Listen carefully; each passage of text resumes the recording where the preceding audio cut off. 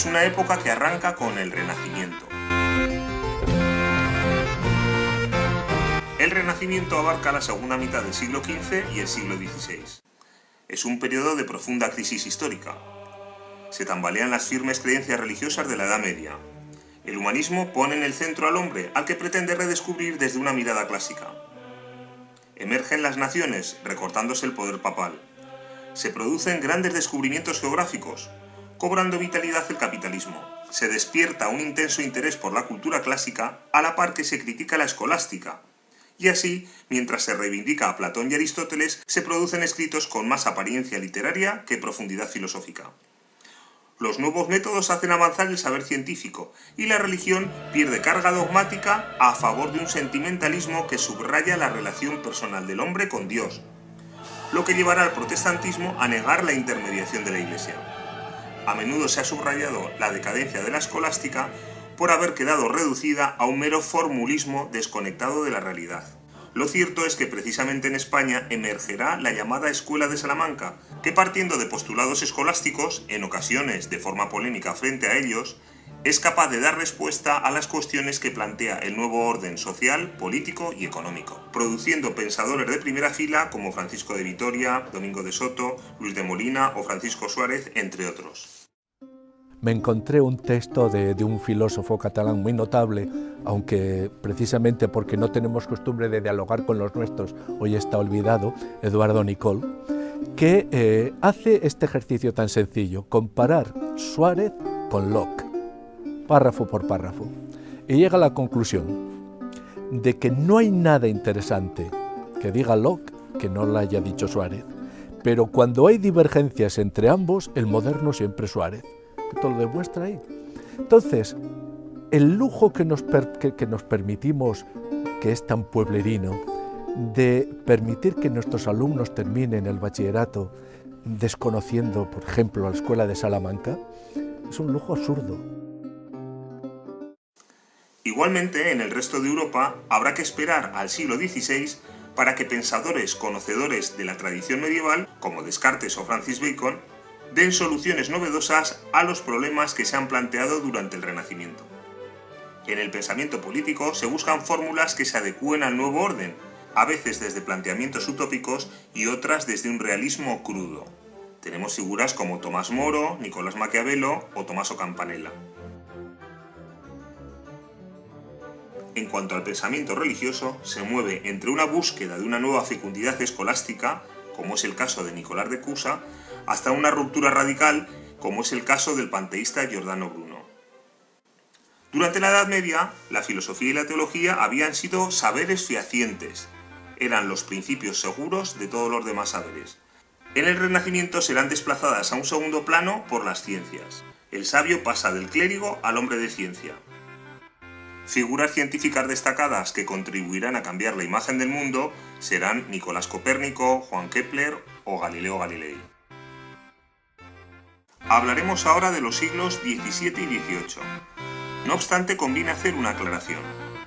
Dada la enorme influencia en la Revolución Francesa y en los sucesos que la siguieron de algunos pensadores ilustrados, vamos a posponer su estudio para la edad contemporánea.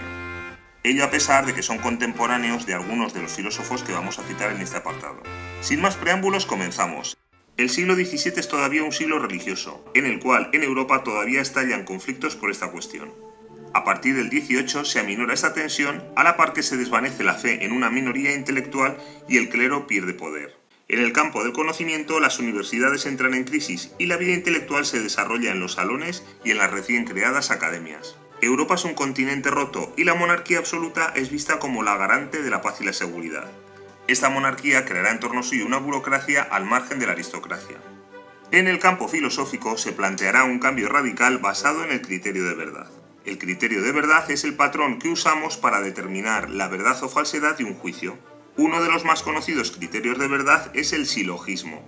Se trata de un razonamiento deductivo que, partiendo de una afirmación de carácter general, conocida como premisa mayor, y contrastada con otra de tipo particular, llamada premisa menor, llega a una conclusión. Por ejemplo, todos los hombres son mortales, premisa mayor. Sócrates es un hombre, premisa menor. Luego Sócrates es mortal, conclusión.